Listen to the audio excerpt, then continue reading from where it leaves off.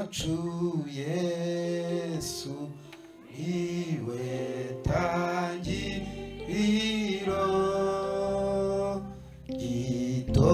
itorero yaremye mu mazi n'ijambo yazanywe mw'isi yacu no kudukiza ibyaha ngo tubitorero rye yaguza amaraso itorero ni rimwe umoko ataramwe umwami waryo n'umwe riramusangira ifunguro ni rimwe ritunga abaryo bose rishima izina rimwe iry'umucunguzi yewe kinu cyazanye ibice muri ryo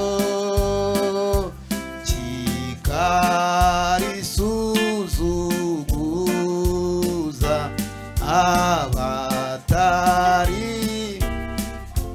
nyamara bera baryo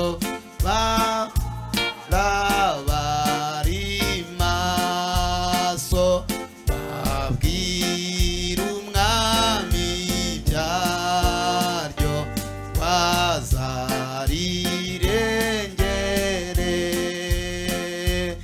mu byago biritera bijya rirurwa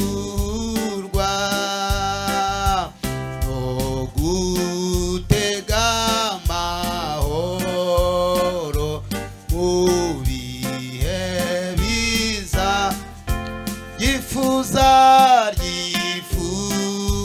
kuza bona ko mudashyiramwe amashyi ngo turirimbire Imana iriva ku rugamba rinesheje rwo ryifuza kuzabona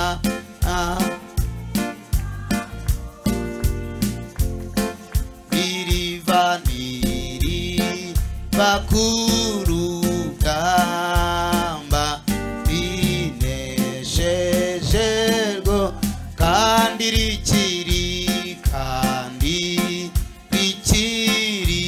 mw'isi rifitanye ubumwe na Data Imana yacu nabe bo mw'ijuru abo bakiri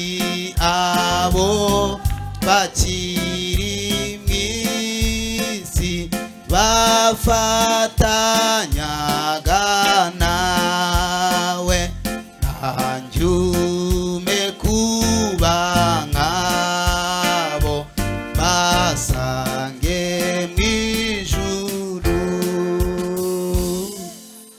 Haleluya. Iyi ni indirimbo y'itorero numvise nayibasuhuzamo tugitangira mbere yuko dusoma ijambo ry'Imana. Amen. Impamvu twicaye hano nuko turi itorero. Itorero niryo ryicaye hano. Amen. Itorero ryicaye hano. Rishobora kuba ari rikeya, ari bakeya bagize itorero bari hano, ariko hano itorero rirahari. Duhereze Imana icyubahiro. Ku bantu baje namaze kwivuga amazina, nitwa Habimana Innocent, ndi umukristo wo mu itorero rya Runda, paruwase ni ya Kamonyi. Mfite madamu n'abana 3. Nejejwe n'Imana mu mutima wanjye kuba ndi kumwe namwe. Bampaye intashyo iwacu ku itorero na bene data abanyamasengesho tubana. Ejo twari kumwe nabo bampa intashyo. Itorero ryo ku Ruyenzi twari kumwe ku wa 3 ejo ijoro ry'impinduka. Mwakira intashyo za bene so. Reka dusome ijambo ry'Imana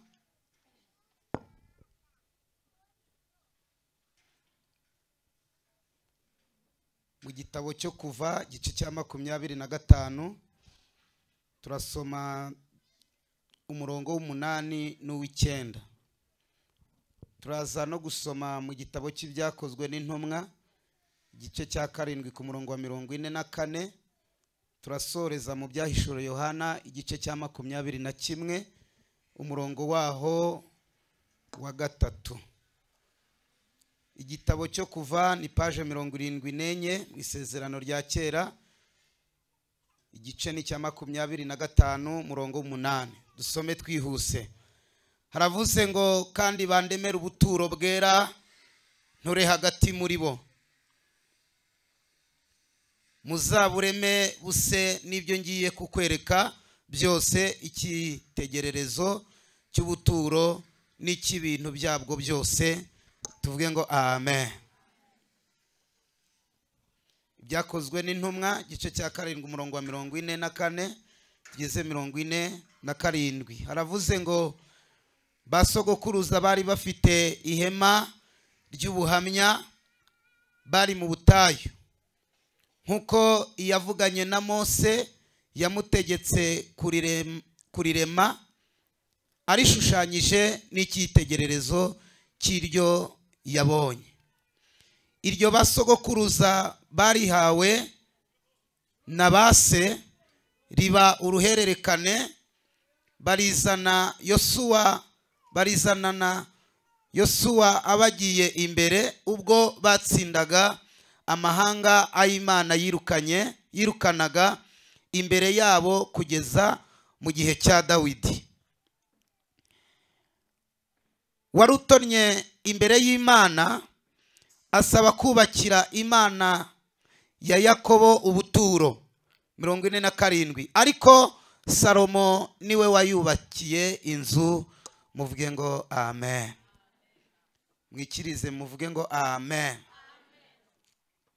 Byahishuwe 21 murongo waho wa 3 wonyine.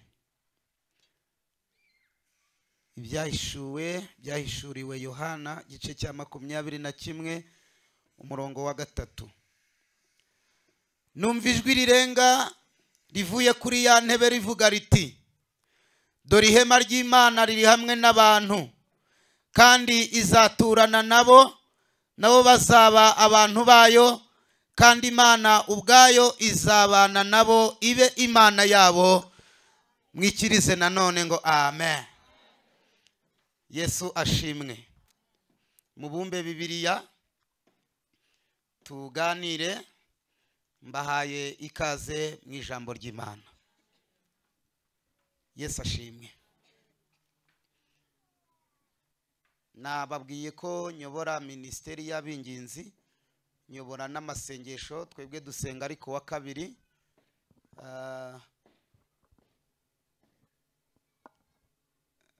Maze imyaka 2 nyobora ayo masengesho. Ntabwo imyaka 2 ari mikeya, wenda bariho dufatira. Hari igihe uhereye saa 3 igihe amateraniro abatangiye ukageza ku masaha yo gusoza, hari ibyiciro sinshaka kubivuga, ariko hari ahantu abakristo bagera bagatangira gutekereza mu rugo kuruta uko batekereza mu materaniro cyangwa ibiri kubera mu materaniro. hari ababa basize abana, hari ababa bari butahe kure, hari ababa bafite izindi mpamvu cyangwa izindi gahunda bari bujyemo. Ni byiza ko rero Imana iza kumfasha kugira ngo nkoreshe igihe kigufiya kugira ngo ntaza kubarambira mugataha ntashoje. Amen. Murahari? Imana ibaha umugisha. Tugiye kuganira ijambo rifite insanganyamatsiko ivuga ngo ihema ry'Imana riri hamwe n'abantu. Ihema ry'Imana riri hamwe n'abantu.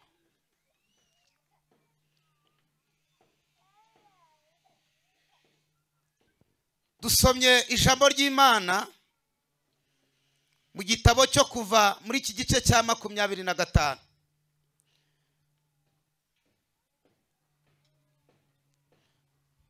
Iyo usomye uhereye ku murongo wa mbere, Imana yahamagaye Mose ngo bahurire ku musozi wa Sinayi, kuko bari basanzwe bahahurira. Igahamagara Mose akazamuka agahurira nayo kuri uwo musozi, ikamubwira ibyo abwira Abisiraheli. Hanyuma iki gihe Mose yamaranye n'Imana iminsi 40. Imana ivugana na Mose, imuhereza amategeko Abisiraheli bagomba kugenderaho, imubwira ibyo bagomba gukora. Hanyuma Imana imubwira n'icyo bagomba gukora muri icyo gihe, ari cyo dusomye shaka kuvugaho cyane. Imubwira ko Abisiraheli bagomba kurema ubuturo bwera kugira ngo Imana iture hagati muri bo. Tuvuge ngo amen.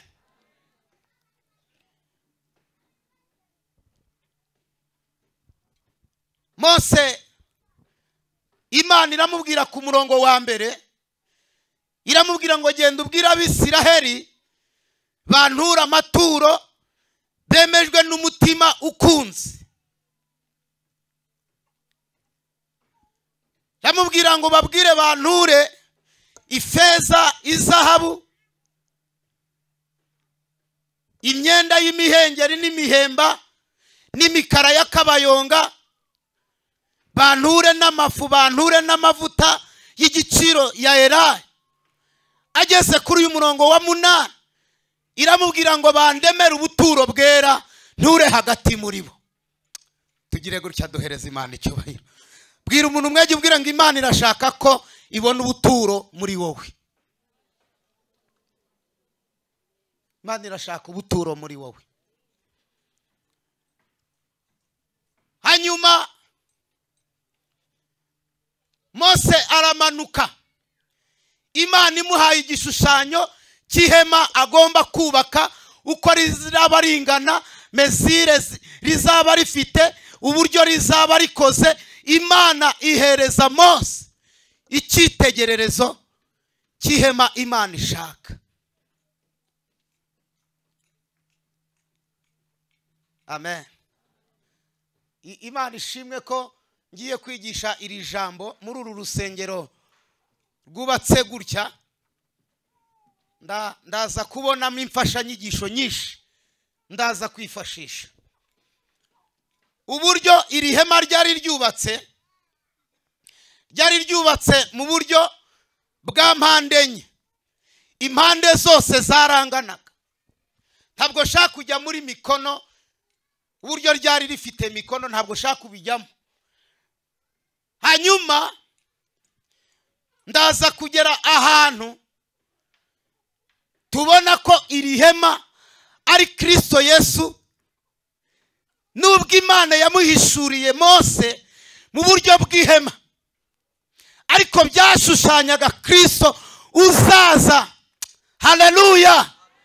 Abazamwizera bose bakamwugamamo akababera ubwugamo. Reka reka mvuge umumaro w'ihema. Ndavuga imimaro nk'itatu.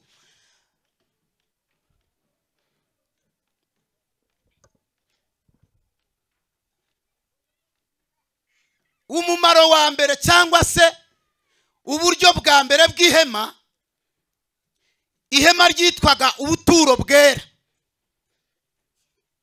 ahantu ho guturwa. Amen. Ni ahantu ho guturwa ryitwaga ubuturo bwera. Impamvu ritiswe ubuturo gusa hakajyaho n'ubuturo bwera, nuko Imana ariho yashakaga gutura. Bibutse ko Imana ari iyera, itura n'ahantu hera.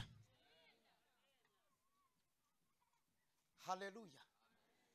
Imana ni iyera kandi izatura n'ahantu hera. Niyo mpamvu iguhamagara uri igisambo, ikabanza ikakweza kugira ngo iture muri wowe utari igisambo. Ihamagara umusambanyi, ikabanza ikamweza, yamara kumutunganya igatura muri we. Ntaba akitwa umusambanyi, ahubwo akitwa ubuturo bw'Imana. Sifa kwa Mungu. Yitwaga ubuturo bwera. Kabiri, yitwaga ihema ry'ibonaniro.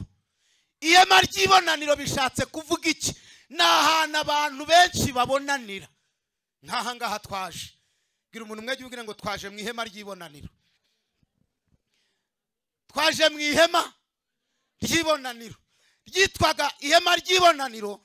Iyo usomye kuva igice cya 33 umurongo waho wa 7 kugeza ku w'10, ngo Mose yimura ihema ngo arishyira hitaruye amahema y'Abisiraheli, ngo umuntu wese washakaga kubonana n'Imana yavaga mu mahema ye cyangwa mu ihema rye, akagenda agahagarara ku muryango w'ihema rye. Hanyuma igicu kikaza kigahagarara hejuru ya rya hema, hanyuma ngo bakumva Imana ivugana na Mose imbona nkubone, bakumva Imana ivugana nawe, barangiza bakikubita imbere y'ihema ry'ibonaniro bakaramya Imana. Tuvuge ngo amen. Ryitwaga ihema ry'ibonaniro. Icya gatatu, ryitwaga inzu yo gusengerwamo cyangwa se urusengero. Dukomere Yesu amashyi menshi cyane. Ryitwaga urusengero. Gusenga bishatse kuvuga iki? Hari ahantu tujyana imibabaro yacu, twagezayo imibabaro yacu, tukahavana ibyishimo n'umunezero. Kubera ko uri mu ihema cyangwa nyiri ihema atanga umunezero, atanga amahoro, atanga ibyishimo. Twaje tubabaye, twaje twararushye, ariko tugeze mu ihema ry'ibonaniro tugira amahoro yo mu mutima. Muririmbyi aravuga ngo kuri ubu ngira amahoro mu mutima, nyahawe na Yesu umukiza wanjye. Aravuga ngo atemba nk'uruzi abisi ntibayazi, icyama ngasanga uyahawe nawe.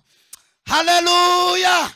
Umuririmbyi wa 49 yaravuze ngo ibihe senga Uwiteka bintarura mu mpagarara, ngo nigira wa datari muganyira ibyo nyena byose. Aravuga ngo mu bihe by'umubabaro bimpumuriza umutima, ngatsinda ubukana bw'umwanzi mu bihe byiza byo gusenga. Wakoze kuza mama, wakoze kuza gusenga. Haleluya. Papa wakoze kuza gusenga. Komera Imana amashyi yaguciriye inzira, yagukinguriye imiryango ukaza gusenga. Muririmbyi aherutse kujya mu mwuka atera agakorasi, aravuga ngo ku birenge byawe niho natabariwe, amarira nazanye ntabwo ariyo natahanye. Ni ukuri iyi korasi ni ukuri 100%. Amen. Amen. Amen. Yitwa inzu yo gusengerwamo. Yesu ashimwe. Reka mvuga impamvu 3 zatumye Imana ibwira Mose kubaka ubuturo bwera cyangwa kurema ubuturo bwera. Impamvu ya mbere kwari ukugira ngo ibane n'abantu, ibane n'Abisiraheli. Kwari ukugira ngo Imana izituremo, none Abisiraheli nabo bajye baza kuyishaka bayibone. Imana yacu ni Imana ishaka ikabona. Hari abayibonye ngo bagira gutya. Ni Imana ishaka ikagira gute? Ikabona. Niyo mpamvu kuwa 4 mwari muri hano ku wa kane w'igitaha muzaza, ku wundi wa kane muzaza, kuva mu kwa mbere mwaraje, ntabwo imiryango yigeze ikingwa buri wa kane, mwagiye muza kubera ko mwaje mukabona Imana. Abayibonye muyikomera amashyi menshi cyane.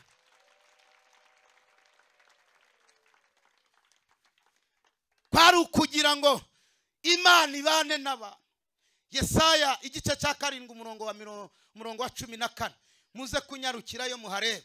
Icya kabiri kwari ukugira ngo iruhure Mose ntazongere kuzamuka ku musozi. Mose yazamutse umusozi, agezeyo mu gice cya 30, mu gice cya 31. Mose yageze ku musozi, ageze ku musozi Abisirayeli bariyonona, babwira Aroni, baramubwira ngo wa muntu watujyaga imbere wadukuye muri Egiputa ntabwo tuzi ikintu yabaye, none turemera Imana itujya imbere, ntabwo tuzi ikintu yabaye.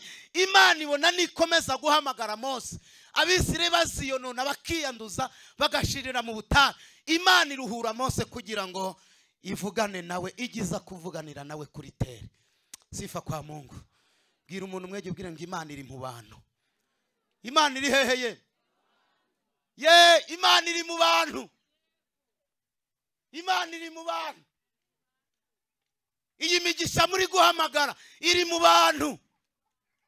Amafaranga yawe Imana yayibitse mu muntu. Inzu yawe Imana yayibitse mu muntu. Ababyumvishe haleluya. Kugira ngo uzige niba nta babyeyi, Imana izabinyuza mu muntu. Kugira ngo ubone akazi, akazi ntabwo kari kuri iyi tapi, akazi kari mu muntu.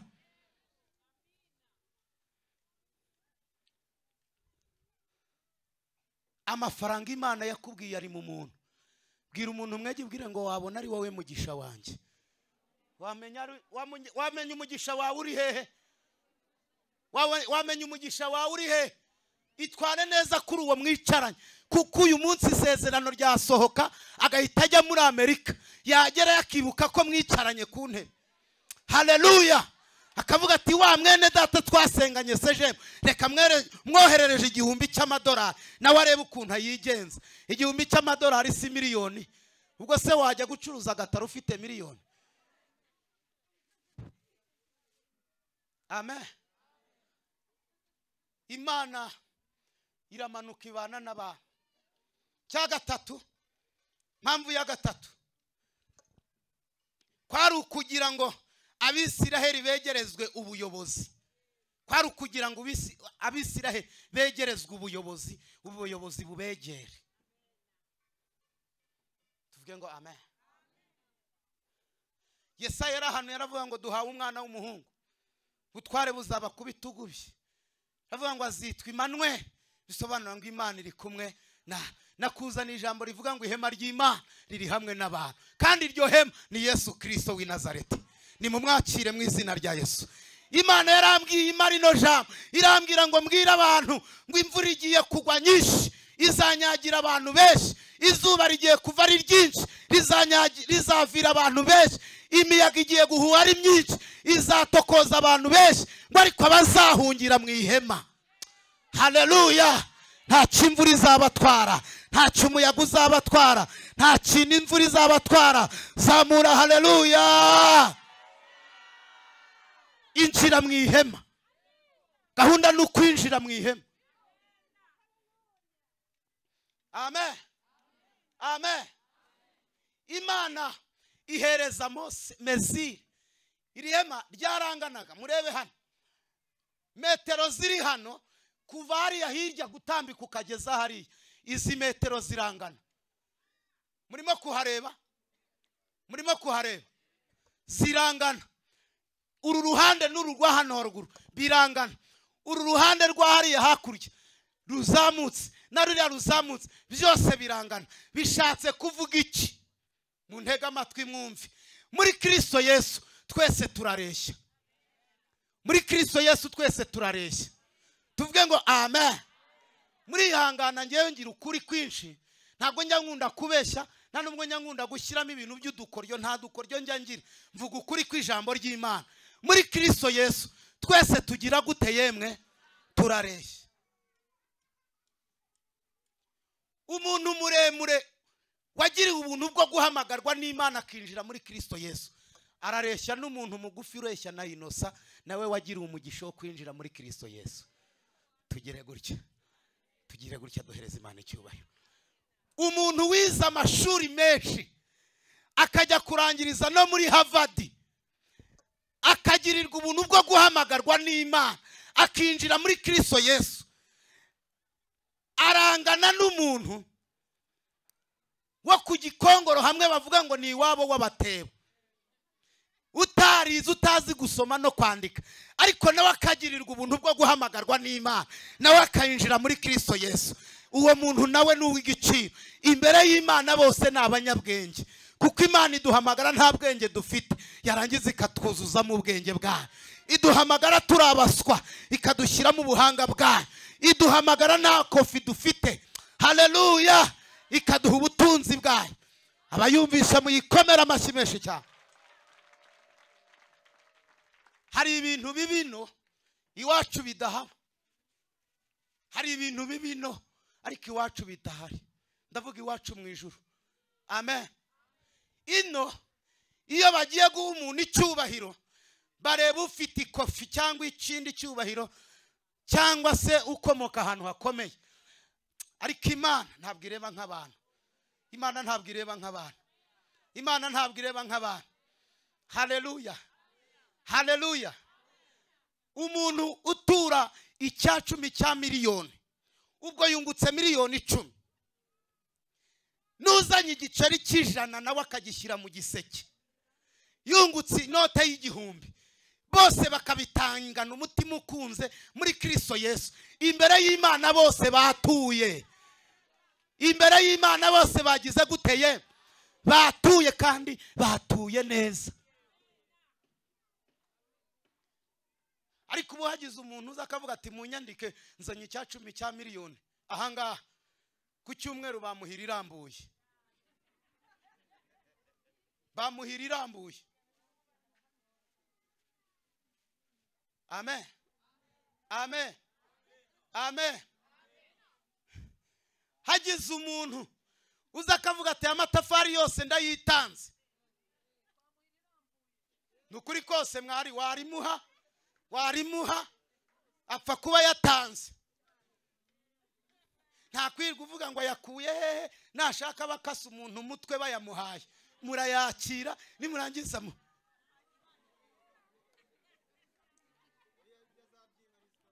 ibyo ngibyo azabyibariza. Ariko nanjye sinabarenganya, mureba nk'abantu ariko Imana ireba nk'Imana. Haleluya.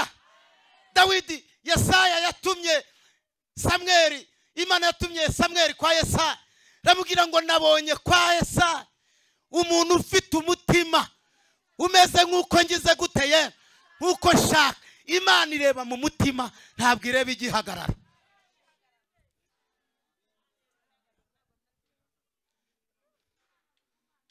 Haleluya. Muri Kristo Yesu twese tugize gute?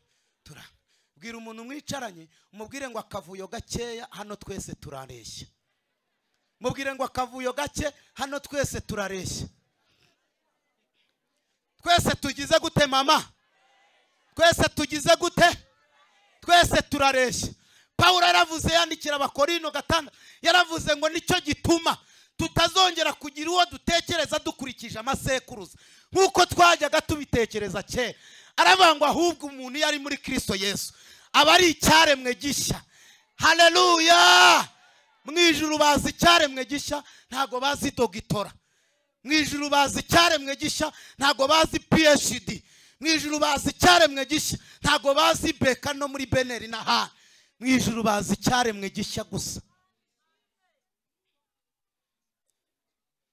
Haleluya, haleluya, haleluya. Mose yubaka ubuturo bwera, bazanye amaturo nk'uko mwayazanye. Abantu mwayazanye Imana ibaha umugisha, n'abatarayazana muyazane twubakira Imana. Barayazana barubaka.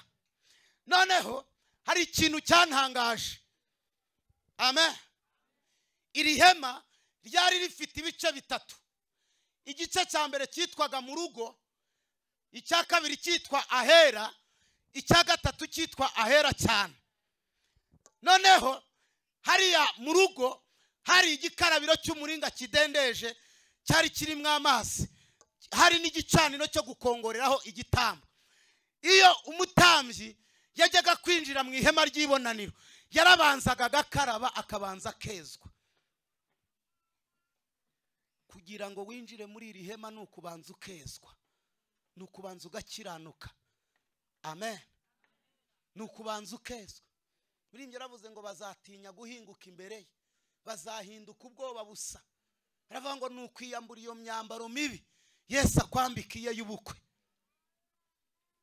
Ntabwo kurijyamo ari ugutera waraza, ntabwo kurijyamo ari ugusirimba cyane, ntabwo kurijyamo ari ugukora amashengesho menshi kajya kizabonwa, kajya kanyarira, kajya Samatare no mu rupfu kajyayo. Ntabwo ari byo. Kujya mu ijuru n'ukwezwa. Arangije araryubaka, amaze kuryubaka Imana yari yamubwiye ngo inyuma arisakaze uruhu rw'inyamaswa yitwa Tahashi. Ino nyamaswa merutse kubaza umuntu arambwira ko ari inyamaswa yitwa igihura. Sinzi ko mu Rwanda zikihaba. Nararebye sanga ni inyamaswa ijya guforoma nk'imbeba, ifite umunwa usongoye, ikagira mu gatuza h'umweru, kikaba ari ikintu kibyibushye cyane, gifite uruhu rusa nabi ku buryo nta n'agaciro waruha. Ariko Imana yitegereje isanga inyuma kuri iryo hema haragira uruhu rw'inyamaswa yitwa Tahashi. Noneho umva gashya, abantu barebeye ihema inyuma ntabwo bamenye agaciro kari mu ihema imbere. Abantu barebeye ihema inyuma ntabwo bamenye agaciro kari mu ihema imbere. Sifa kwa Mungu. Ngeze ahantu haryoshye nkurikira. Haleluya. Imbere hari hayagirijemo zahabu ibiro 35 bya zahabu. Merutse kubaza umuntu arambwira ngo ikiro cya zahabu ku isoko kirimo kugura ibihumbi 35 by'amadolari. Uze gukubukire mu manyarwanda. Amen. Ako gaciro ntabwo tubariyemo imyenda y'ibitambaro yari irimo, imikara y'akabayonga, imyenda y'imihengeri n'ibindi byari birimo, n'imbaho zari zirimo z'imishita zari zikoze ihema. Ntabwo tubibaza, byari rifite agaciro. Haleluya. Ku rwego uyu munsi uramutse ubonye nibura n'ikiro cya zahabu cyari kiri mu ihema, wahita uhinduka umuherwe muri iki gihugu cy'u Rwanda. Amen. Noneho abantu ngo bakareba abantu bakajya babacaho, bakabona binjiye mu ihema, bareba inyuma bakavuga atari kubundi abantu bajya mu ihema baba bagiye kumara iki? Ngo bakavuga ati bariya nabasaze. Murabizi ko abarokore batwise abasaze, bazi ko twasaze, ariko ntabwo bazi ikiri imbere mu ihema. Tuvuge ngo amen. Inyuma urabona ko ari urusengero rw'amabati n'ibyuma bizamuye n'amatafari akikijeho, nta gaciro bifite. Ariko ntabwo tuza hano tuje kubera ubwiza bw'urusengero, kubera ibyiza n'intebe ziri mu rusengero. Tuza bitewe n'uwo tuje kureba. Tuvuge ngo amen. Kuko bamwe muri mwe muba mu ma etaje, abenshi muba mu nzu z'amakaro, intebe wicaraho ntabwo ari kimwe n'iyo ngiyo wicayeho. Ariko iyo ngiyo wicayeho wahumviye ijambo ry'ubuzima, wahaboneye ubutabazi byanze, waboneye uburengezi byanze, waje urushya Imana irakuruhura. Agaciro ntabwo ari urusengero, agaciro ni Kristo uri mu rusengero. Twese tuvuge ngo amina. Inyuma babona ari ihema, ariko imbere ahangaha ngewe nyizwa, mwarimu wanyigishije umubatizo yarambajije ngo none se muze umudamu wawe nawe arakijijwe? Ndamubwira ni oya, ni ntago ndi umugabo ndi umusore. Nari narashaje mu buryo bw'umwuka mu myaka 23. Warandeba gukambona nk'umuntu w'imyaka 50 cyangwa 60. Namaze imyaka 10 nk'urumogi hariya muri Dobana. hano igikondo hejuru ahangaha bita Karurayi narahabaye, aha hose narahazengurukaga nk'urumogi, isi yarancanze, ibintu byaranze, ariko umunsi nahuye na Yesu haravuga ngo nzakugirira. Tera haleluya. Umunsi ninjiye mu rusengero, Yesu arambwira ngo mwana wanjye, uhereza Imana icyubahiro, uhereza Imana icyubahiro, uhereza Imana icyubahiro. Imana ishimwe. Ntabwo tuza mu rusengero kubera ibyiza nyaburanga bihari, ahubwo tuza mu rusengero bitewe n'icyo twahaboneye kiruta icyo twabonye hanze. Sifa kwa Mungu. Mose araryubaka, twasomye ijambo riratubwira ngo Abisiraheli, iryo hema ryabaye uruhererekane kuva kuri Mose kugeza kuri Dawidi wagambiriye kubakira Imana inzu, ngo ariko ntabwo ari we wayubatse, Salomo niwe wayubatse.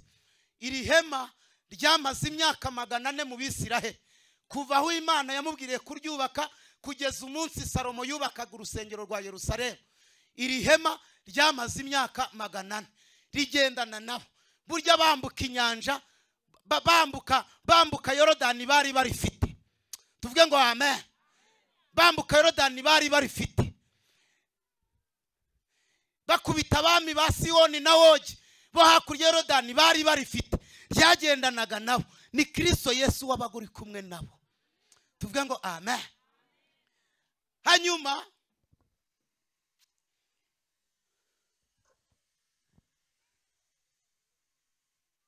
Abisiraheli babanira ihema, tuvuge ngo amen, riba buri bo bararigendana. Bagira ibibazo bakajya basanga Mose, bagira intambara bakajya basanga Mose, bahura n'ibyago bagasanga Mose. Iri hema rirabaherekeza kugeza ubwo ribinjije mu gihugu cy'i Kanani. Tuvuge ngo amen. Byari bishatse kuvuga iki? Byari bishatse kuvuga agakiza. Agakiza ni mobile, agakiza ntabwo ari fixe. Agakiza ni mobile, agakiza turakagendana.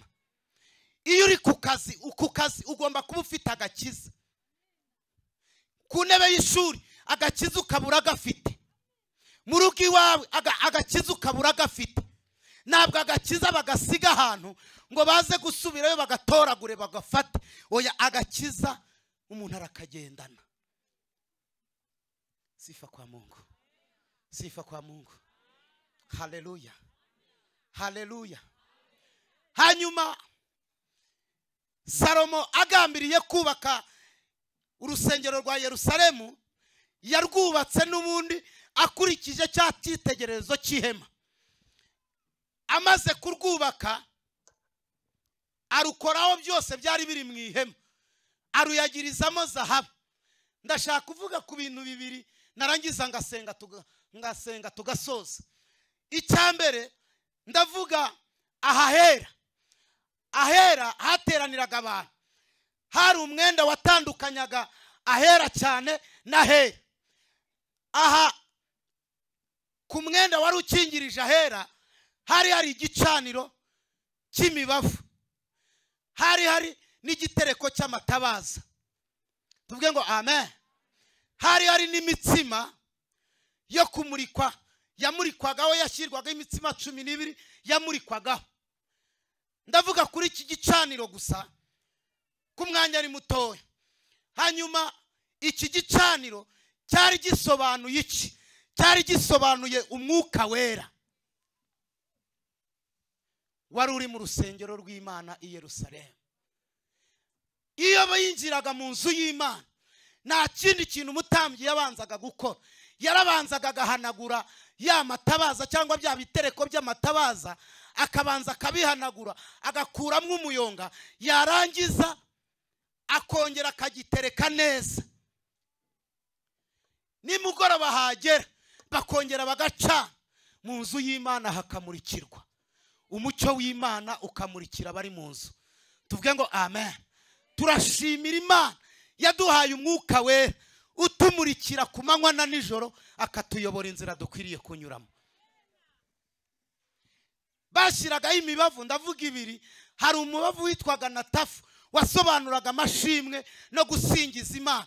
Iyo umuntu yinjiraga mu masenga cyangwa yinjiraga mu nzu y'Imana, yarabanzaga akaramya Imana, akayihimbaza, akavuga imirimo y'Imana, akavuga iby'Imana yakoze, akayishimira abazanye abana, abo yahaye akazi, abo yagaburiye, bakabanza bagashimira Imana.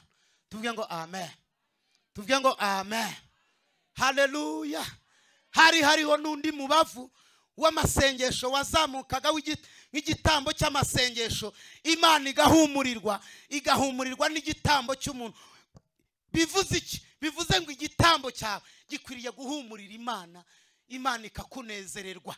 Kuva mu gitondo saa 3 wicaye hano ukageza muri aya masaha ya saa 9 saa 10 utari wahumurira Imana, waba urimo guhomba. Igitambo cyawe kitaremerwa, waba urimo guhomba. Ariko igitambo cyawe cyemerwe mu izina rya Yesu. Igitambo cyanyu cyemerwe. Haleluya. Ndabasabiye kugira ngo igitambo cyanyu cyemerwe. Ntabwo mwagiye mu kabari, ntabwo mwagiye mu tubyiniro, ntabwo mwagiye kugambana, ntabwo mwagiye kuraguza. Bwira umuntu umwe ubwira ngo igitambo cyawe Imana icyemere. Sifa kwa Mungu. Noneho reka mvuge kuri uyu mwenda wari ukingirije Ahera. Uyu mwenda abashakashatsi bavuga ko wapimaga hagati ya tone enye na toni 6. Waterurwaga n'abatambyi bagera muri 300. Murabyibuka uru rusengero rwa Yerusalemu rwashenywe inshuro 3, cyangwa se rwashenywe inshuro 3. Ubwa mbere rwubatswe na Salomo, Nebukadinezari ararusenya. Nebukadinezari amaze kurusenya, abayuda bajyanwa i Babuloni, bajyanwaho iminyago. Hanyuma Kuro atanga itegeko ryo kongera kubaka urusengero rwa Yerusalemu. Barongera bararwubaka. Hanyuma Abaromani bongera kurusenya. Bamaze kurusenya, umwami Herode amaze kwima ingoma, asanga nta kuntu yagarura Abisiraheli ngo abagarure abiyegereze. Asanga agomba kubanza kubakira urusengero rwasenywe na bene wabo. Barongera bararwubaka. None bavuga ko Herode arimo kurwubaka yararwaguye cyane, agira metero 40 z'umurambararo, agira na metero 30 z'ubutambike. Hanyuma bivuze ko umwenda wari ukingirije Ahera nawo wari ufite metero hagati ya 30 na 35. Hanyuma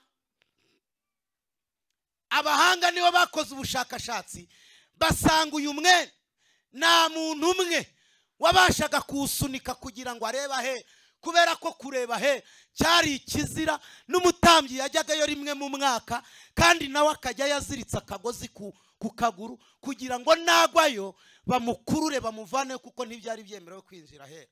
Mushiki wacu yavuze ngo aha hantu haratinyitse, mugira ngo arabeshye cyangwa mugira ngo aravangiwe. Guhagarara aha hantu ntabwo ari ibintu byoroshye, ntabwo ari ibintu byoroshye. Iyo wahajya gufite ibyaha warahagwaga. Hanyuma ngo wapimaga hagati ya tone 3 na tone 6. Wasunikwaga cyangwa waterurwaga n'abatambyi 300. Byari ibintu bikomeye kugira ngo winjira Ahera. Reka mbabwire ikintu ushaka kubabwira muri iri jambo. Nago wari wemerewe kwinjira Ahera. Kwinjira Ahera byari bikomeye. Nta muntu wari gupfa kuhagera. Haleluya. Hanyuma Kristo abona abantu baratagangaye, abona abantu bapfuye batamubonye, abona abantu bapfuye bazize kutamenya. Haleluya. Ngo mu ijuru inama iraterana. Muvuge ngo inama yarateranye. Maze guterana hashize imyaka 400, ijwi ry'Imana ryaracecetse. abantu batumva ijwi ry'Imana nta buhanuzi muri Isiraheli, ngo inama mu ijuru iraterana irabaza ngo ninde wajya gucungura umuntu. Mu bizima habura n'umwe, mu bakuru habura n'umwe, mu baserafi habura n'umwe, ikuzimu habura n'umwe, ku isi habura n'umwe. Haleluya. Yohana ngo abibonye ararira akirira, ngo Imana yohereza marayika kuri Yohana ramubwira ngo Yohana wirira, dore intare yo mu muryango wa Yuda, gishyitsi cya Dawidi aranesheje. Haleluya. Kristo ngo arahaguruka mu butware bwe, ngo aragenda kuyicaye ku ntebe, ngo afata igitabo cyari kifatanishije ibimenyetso 7 by'ubushishi, ngo arakibumbura arakimena, ngo arangije ngo yiyemeza kuza kuducungura. Duhereze Imana icyubahiro. Hanyuma nsoza, Yesu araza akora imirimo n'ibitangaza bitandukanye, ariko intego yamuzanye kwari ugucungura abantu. Intego yazanye Yesu ntabwo ari ukuduha amazu nubwo ari byiza. Intego yazanye Yesu si ukuduha amafaranga nubwo ari byiza. Intego yazanye Yesu ni ukugira ngo zibone ubugingo ndetse zibone bwinshi. Komera Yesu amashyi menshi. Ni ukugira ngo zibone ubugingo ndetse zibone bungana ikiyemwe bwinshi. Yesu ngo ajya ku musaraba. Mariko igice cya 15 ku murongo waho wa 37, hari ijambo rivuga ngo Yesu avuga ijwi rirenga, umwuka urahera, umwenda wari ukingirije ahera h'urusengero utabukamo kabiri, uhereye hejuru. Muvuge ngo wahereye hejuru. Wahereye heye ukagera hasi uratandukana. Ngo umusirikare wari uhagaze aho ngaho wari umwerekeye, arangije aratangara aravuga ngo uyu nguyu yari umwana w'Imana koko. Tuvuge ngo amen. Igihe kigiye kugera bamenye kuri umwana w'Imana. Igihe kirageze ngo bamenye ko wasenze. Igihe kirageze bamenye ko wakiranukiye Imana. Igihe kirageze kugira ngo bapingaga babone ko wakiriye ubwami butanyeganyezwa. Tera haleluya. Igihe kirageze ngo babone ko wakiriye imbaraga z'Imana. Inyuma bakubona uri ihema, inyuma babona nta mafaranga ufite, inyuma nta mashuri ufite, muri uyu mujyi wa Kigali nta ma etage ufitemo, ariko imbere yawe, imbere muri wowe harimo ubutunzi bukomeye, aribwo gutunga Kristo. Haleluya. Mukongomani yararirimbye aravuga ngo mimi ni chombo cha Bwana, ndani yangu muna amani. Imbere muri wowe harimo ubutunzi. Sifa kwa Mungu. Bakubona ugenda bakabona uraburi muvumbi imwe ngupfe, bakabona uraburi izuba rimwe ngupfe, ariko Imana hiri bumanukira ikagaragaza gukiranuka kwawe, isi yose izabimenya. Tuvuge ngo amen. Yesu ngo avuga ijwi rirenga, umwuka urahera, umwenda wari ukingirije ahera utabukamo kabiri, bititaye ku biro wapimaga, bititaye ku bunini wari ufite. Ngo wari ufite paseri ya santimetero 40, ariko ijwi rya Yesu ryonyine rirapasura utpasukamo kabiri. Haleluya. Bishatse kuvuga iki? Bivuze ko ibintu byose ubona imbere yawe bikomeye, ijwi rya Yesu rizabikuraho. Sifa kwa Mungu. Serubabeli aza kubaka, Imana yavuganye na Serubabeli iramubwira ngo Serubabeli we, sikubw'imbaraga zawe, sikubw'amaboko yawe, iramubwira ngo iriya misozi iri imbere yawe nzayihindura ibibaya ugenda unezerewe. Tuvuge ngo amen. Imana irahindukira ivugana n'imisozi, irebaza ngo wa musozi we wiyita iki? Imbere y'umugaragu wanjye Serubabeli uzaba ikibaya. Serubabeli atambuka nezerewe. Kora mu kiganza cy'umuntu mwegeranye, mubwire ngo Imana igiye kwitsa imisozi iri imbere yawe. Tugiye gusenga Imana, tubwire Imana, Imana yitsa imisozi iri imbere yawe. Haleluya. Intambara ziri imbere yawe Imana izirwana, ibigeragezo biri imbere yawe Imana ibikuneshereze. Ababyumva mutere haleluya. Twasomye ijambo mu byahishwe Yohana, iratubwira ngo numva ijwi rirenga rivuye kuri ya ntebe rivuga riti dore ihema ry'Imana riri hamwe n'abantu. Sifa kwa Mungu. Umaze iminsi ugenda ufite ubwoba, ariko humura, ihema ry'Imana riragutwikiriye. umaze iminsi ubona icyerekezo cyaranze, ariko humura ihema ry'Imana riragutwikiriye. Hari igihe haleluya iyo Imana itaraza gusubiza iragutwikira ntihagire umenya uwo uriwe. Imana ikaguhisha, Imana ikakurinda abanzi.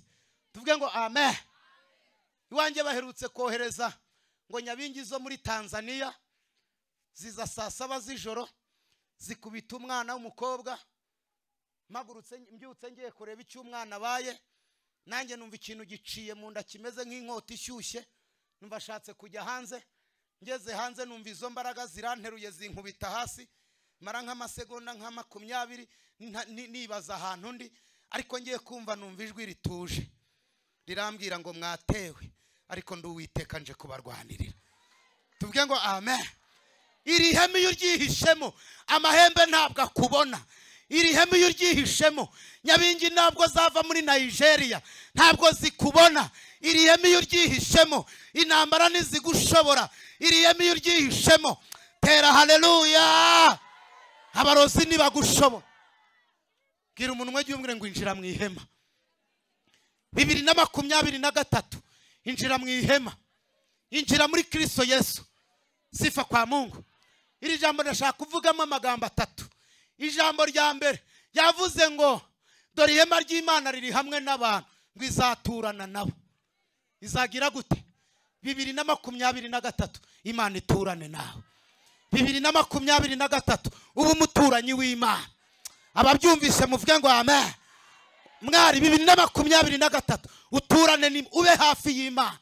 Ube hafi y'Imana. Nuba hafi y'Imana abarozi ntibazagushobora, abajura ntibazagushobora mama. Sifa kwa Mungu. Intambara Imana izazikurwanirira. Reka mbabazi, uramutse uturanye na nyakubahwa perezida wa Repubulika hano mu Kiyovu, wagira ikibazo cy'amashanyarazi, wagira ikibazo cy'umuriro, wagira ikibazo cy'amazi, haleluya, wagira ikibazo cy'umutekano. Uturanye na nyakubahwa wagira ikibazo cy'umutekano, haleluya. Umuntu uturanye na nyakubahwa ashaka yajya aryama akinguye amadirishya n'inzugi n'urwo mu cyumba karurangaza, n'amafaranga yose ugayashyira muri saro ntuyabike kubera kuturanye n'umwana. Tuvuge ngo amen. Kuko nta gisambo cyajya kwibibwa, nta gisambo cyahinguka ibwa. Reka mbabazi, uramutse uturanye na nyakubahwa wagira ikibazo cy'amahoro, amahoro abahari asendereye, umutekano bari. Reka mbabwire, uyu mujyi ngugenzemo igihe kinini kuva 2001 nacuruzaga ubunyobwa hariya muri marato hariya. Kuva muri 2001 nacuruzaga ubunyobwa hariya muri marato n'amagi. Mu gihe cy'abaroko defense bajya batwirukangana bakadukubita amagi akameneka tukirukanga.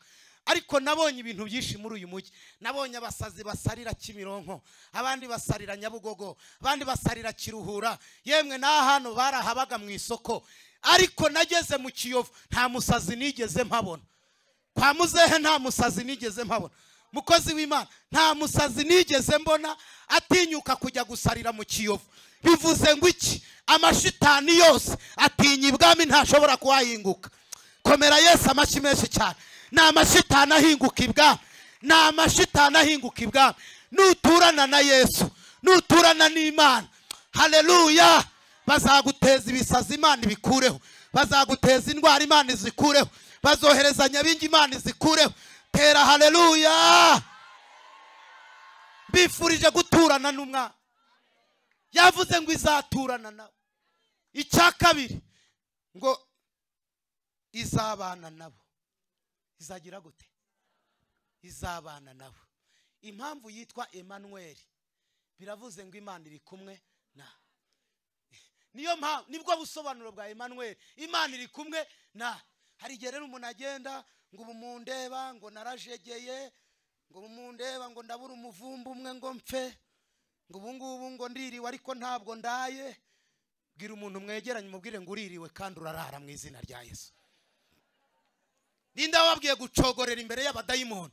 Ninde wabwiye gucogorera imbere ya Satani? Umva ukuntu Petero yanditse, yaravuze ngo nyamara dufite ijambo ryahanuwe rirushaho gukomera. Aravuga ngo muzaba mugize neza nimugira gute? Nimuryitaho ngo rizababera nk'itabaza rimurika ibirenge byanyu. Sifa kwa Mungu. Ni mwizere Imana. Umva, iyo umuntu yamaze kwinjira mu ihema, yamaze guturana n'Imana, Imana yamaze kuba Imana ye. Haleluya. Iyo ugenda mu nzira, haleluya, amashitani yose arabimenya kuri umwana w'Imana. Ngewe iyo nicaye kuri moto mitambwira impanuka zose nkazibwa ntimuhagarare mbanze ntambuke ngera aho ngiye, kandi uko nukuri niko nsenga. Iyo nicaye muri bisi mpita nsenga nkabwira Imana ntundindane n'aba turi kumwe, kubera ko nta sezerano ry'impanuka urampereza. Hari abarifite, ubwo impanuka zose zita zibwiriza zikava mu nzira. Tuvuge ngo amen. Haleluya. Iyo ndyamye nijoro ngiye kuryama ndabwira Uwiteka komeza akazi ko kundinda. Sifa kwa Mungu. Ubundi reka mbabwire, ntabwo Imana irinda wowe, ntabwo Imana irinda ngewe, Imana irinda ikintu yashyize muri wowe. Reka mbabaze, wafata inkeza b'abanyerondo b'umudugudu wabafata ukajya kubarindisha hariya mu Kiyovu? Ko mutansubiza? Wafata abanyerondo bariya bo mu mudugudu barinda hano ku isoko no muri karitsiye ukabwira ngo bajye kurinda muzehe?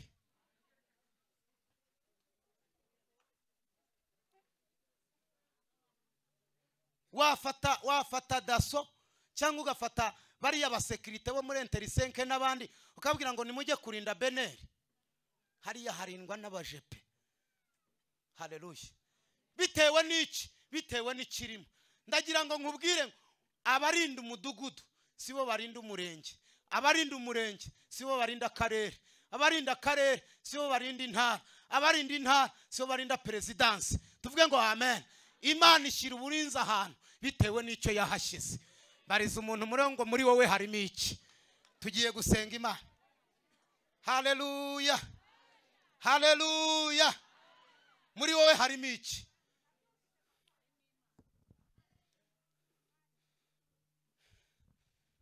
Tugire gutya. Tuvuge ngo amen. Tuvuge ngo amen.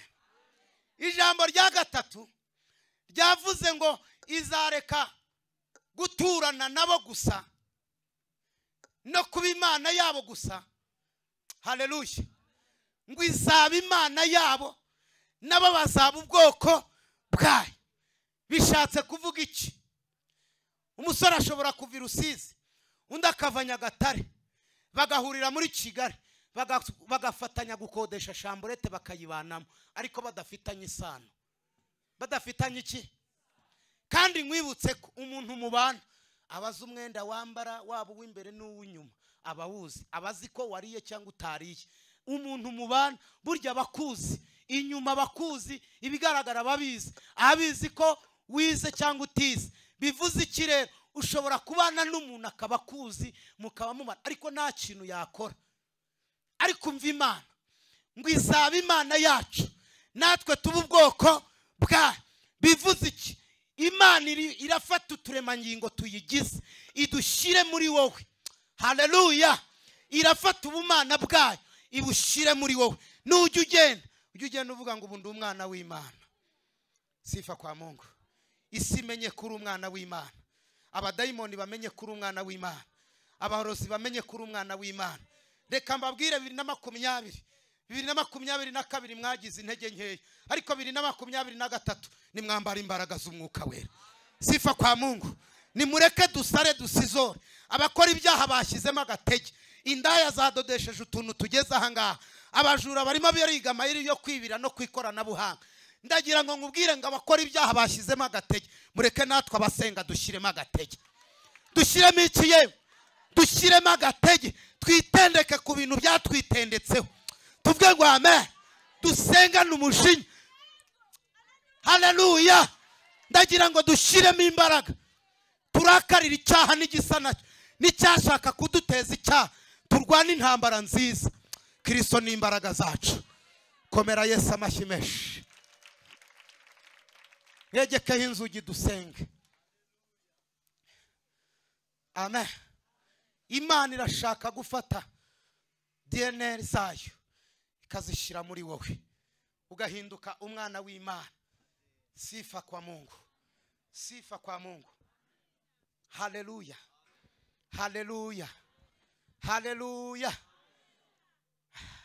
Mariko yandika 16 umurongo wa 10 na gatandatu yaravuze ngo uwizera akabatizwa azakizwa, ariko utizera azacirwaho iteka. Ndagira ngo dusengere umuntu muri iri teraniro ushaka kwizera Yesu Kristo nk'umwami n'umukiza w'ubugingo bwe. Zamura ikiganza. Umuntu utarakizwa uri muri iri teraniro nazamura ikiganza kugira ngo winjire muri iri hema. Dukomere Imana amashyi, dushimira Imana kubw'uriya tubonye. Ayo mashyi ni make ni muyonge. Imana nijya ibyara mujye mukoma amashyi, muvugirize Imana impundu. Iyo mwabyaye namwe turaza tugakoma amashyi tukabaha impundu. Mukomere Imana amashyi menshi cyane. Zamura cyane rata wowe tarakira Yesu nk'umwami n'umukiza. Zamura cyane. Haguruka ku maguru yawe abiri dufashe gusenga Imana, tuguhuze na Yesu. Zamura ikiganza na ntihagire usigara atakiriye Yesu umwami n'umukiza w'ubugingo bwe. Ko Imana yarambwiye ngo imvura igiye kugwa, izuba rigiye kuva. Umuntu uzagirirwa amahirwe n'uwo kujya n'uzajya mu ihema, uzihisha mu ihema, ni uzagirirwa ubuntu bwo gukizwa. Umuntu waguye akaba ari inyuma y'itorero nazamura ikiganza tumufashe gusenga. Wewe waguye ukaba uri inyuma y'itorero ukaba wumva ushaka kugaruka, Yesu aracyateza ibiganza. Zamura ikiganza nawe Imana ikugirire neza. Dukomere Imana amashyi menshi. Muhaguruke ku maguru yanyu abiri. Haguruka ku maguru yawe abiri. Muhombeka amaso yanyu abandi tugiye gusenga. Nijoro nagize ihishurirwa ntago napfuye kuza. Iyo ngiye kugenda Imana imbwira amakuru, impereza amakuru. Ngiye kubona mbona imvura iraguye, mugezi uruzura cyane. Ngiye kumva numva umuntu arimo gutakira muri uwo mugezi arimo atabaza. Igicu kirahabudikiraho hano ku buryo nta muntu wabashaga kujya kumutabara. Ariko ngiye kubona mbona telefone irampamagaye nyicomora kuri sharijeri aho yari icometse. Ijwi rirambwira ngo genda ujye gutabara uriya muntu. Ndashimira Imana nubwo yaba umwe cyangwa babiri, mutera intambwe muze hano. Bazatinya guhinguka imbere, bazahinduka ubwo. Hombeka amaso yawe. Nukwiyambura iyo myambaro mibi Yesu akwabikiye. Wogejwe mubike amaso. Umuntu utarabatizwa mu mazi menshi akaba atigana inyigisho z'umubatizo azamura ikiganza nawe mu basigaye bicaye. Umuntu utarabatizwa mu mazi menshi azamura ikiganza. Wogejwe. Zamura cyane utarabatizwa mu mazi menshi. Ndumva Imana ivugana nawe. Ndumva hari itangazo Imana impaye kuguhereza. Zamura ikiganza. Zamura cyane. Haguruka ku maguru yawe abiri. Wowe utarabatizwa haguruka ku maguru yawe abiri.